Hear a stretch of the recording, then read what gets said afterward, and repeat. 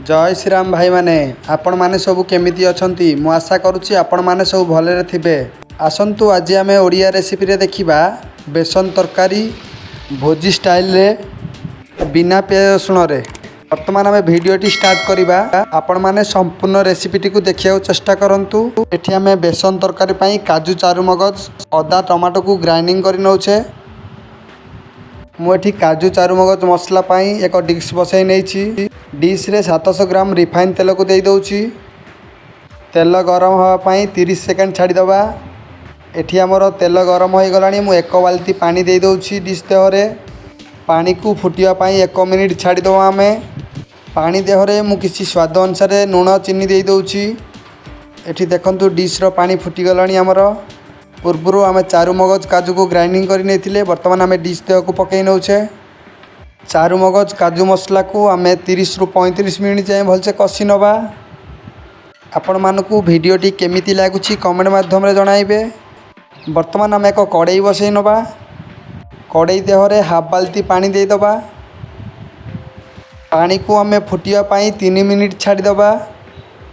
पानी देहरे आम 300 ग्राम रिफाइन तेल को दे दबा।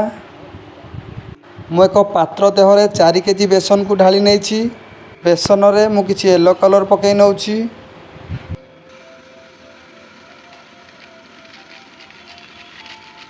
बेसन देहरे आमे किछि स्वाद अनुसार लुण दे दउछे। बेसन रे आमे किछि जीरा धनिया गुंड पकई नउछे।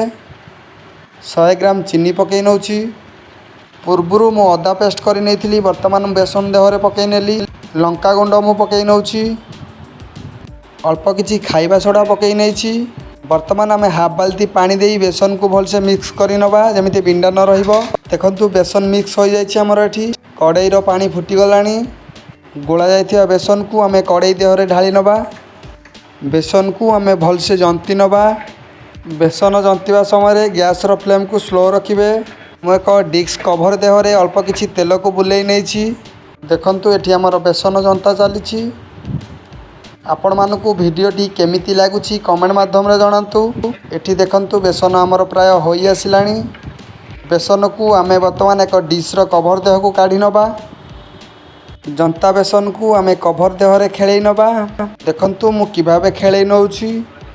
आपण मानकर बाहागर वर्तघर जन्मदिन जेकोसी अनुष्ठान पाई जदि रोषिया आवश्यक थाए स्क्रीन रे दिया नंबर रे कांटेक्ट करंतु। आमे पानी हाथ होई बेसन को चारियाडे खेळै नबा। मु एक डिश बसई नैछि।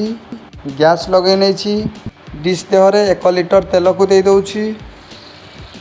तेल को गरम होवा पाई 2 मिनिट छाड़ी दबा। पूर्वरु आमे अदा को पेस्ट करि नैथिले। ये हमर तेल गरम होई गलानी। वर्तमान मु अदा पेस्ट को पकई नउछि। अदा को तेल देहरे 5 मिनिट जाए फ्राई करि नेबे। अदा मु 700 ग्राम नैछि। भोजीर एमिति नुआ नुआ वीडियो देखिया पाई मो चैनल को जदि जाए सब्सक्राइब करिनाती सब्सक्राइब करि रखंतु। एठी हमर अदा कषा सरी जाइछि। वर्तमान मु लंका गुंड 150 ग्राम पकई नउछि। लंका गुंड को 1 मिनिट पाई मु कषि नउछि। आपण माने तो बहुत सारा रेसिपी खाइछंती। कटक फेमस बेसन तरकारी घरे निहाती भावे ट्राई करंतु। वर्तमान मु मसला देहरे 100 ग्राम हळदी गुंड को पकई नउछि। ताकू 1 मिनिट पाई कषि नउछि। जीरा गुंड 50 ग्राम पकई नउछि। धनिया गुंड 50 ग्राम पकई नउछि। ताकू 1 मिनिट जाए भलसे कषि नउछे। आपण मानकर को रेसिपी दरकार मते कमेंट माध्यम रे जणांतु। मु आपण मानक पई से रेसिपी आने ट्राई करिवि। मु जीरा गुंड 50 ग्राम पकई नेली। 1 मिनिट पाई भलसे कषि नउछे। मसला देहरे आमे अल्प किछि पानी को पकई नउछे। जदि आपण मानकु वीडियोटी भल लागि थाए गोटिए लाइक कर दियंतु। बहुत सारा शेयर कर दियंतु। मसला देहरे मु काश्मीरी लंका गुंड 100 ग्राम पकई नेली। 1 मिनिट पाई आमे भलसे कषि नबा। पूर्वरु मु टमाटो 4 किलो को ग्राइंडिंग कर नैथिली। वर्तमान मु टमाटो बटा को मसला देहरे ऐड कर नेली। आपण मानकर जदि किछि डाउट होई थाए मो इंस्टाग्राम चैनल को जानतु मते सेतरे मेसेज करंतु। मु आपण मानकर रिप्लाई देबा को चेष्टा करिवि। मसला देहरे मु किछि स्वाद अनुसार लुण दे देली। 100 ग्राम चीनी को दे देली। टमाटो मसला देहरे मु कस्तूरी मेथी 50 ग्राम पकई नेली।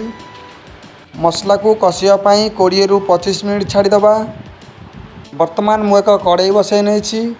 कड़ाई देहरे मु 6 लिटर रिफाइन तेल को पकई नउछि। तेल को गरम होवा पाई 5 मिनिट छाड़ी दबा। बर्तमान आम बेसन को स्क्वायर साइज रे काटी नबा। देखंतु एठी मु किभाबे काटी नउछि। मो इंस्टाग्राम चैनल ना अछि कुकिंग कैपिटल। एठी हमर बेसन कटा चलछि। कटा बेसन को मु एक गांगुला देह को काढी नउछि। तेल हमर गरम होई आसिलानी। वर्तमान आम बेसन को छाणी नवा। कटा बेसन को मु तेल कड़ाई देहरे पकई नेली। बेसन छाणीबा समय रे गैस रो फ्लेम को स्लो रखिबे। देखंतु एठी हमर प्राय बेसन छणा सरी गलानी। आउ अल्प किछि बाकी रहि जाइछि। वर्तमान आम छाणी नउछे। एक डिश रे आम टमाटो ग्रेवी को नै जाइछे। वर्तमान आम काजू ग्रेवी को पकई नउछे। आपण मानकु जदि वीडियोटी भल लागि थाए गोटे लाइक कर दियंतु। जदि मो चैनल को जाय सब्सक्राइब करिनाती सब्सक्राइब करि रखंतु। आपण मानकर को रेसिपी दरकार मते कमेंट माध्यम रे जणातु। मु आपण मानक पई से रेसिपी आने ट्राई करिवि। वर्तमान मु मसला देहरे किछि लंका गुंड पकई नउछि। मसला को आम 3 मिनिट जाए भलसे कषि नब। मसला देहरे मु किछि रेड कलर को पकई नउछि। किछि येलो कलर पकई नउछि। मसला देहरे 200 ग्राम चीनी को पकई नेली। मसला रे मु किछि गुजराती गुंड पकई नउछि। मसला देहरे मु दालचीनी गुंड को पकई नउछि। मसला देहरे मु किछि कस्तूरी मेथी को पकई नउछि। वीडियोटी आपण मानकु केमिति लागिला कमेंट माध्यम रे जणांतु। जदि भल लागि थाए गोटे लाइक कर दियंतु। बहुत सारा शेयर कर दियंतु। मसला देहरे मु 1.5 बाल्टी पानी को दे दउछि। पानी को फुटिया पाई 10 मिनिट छाड़ी दबा।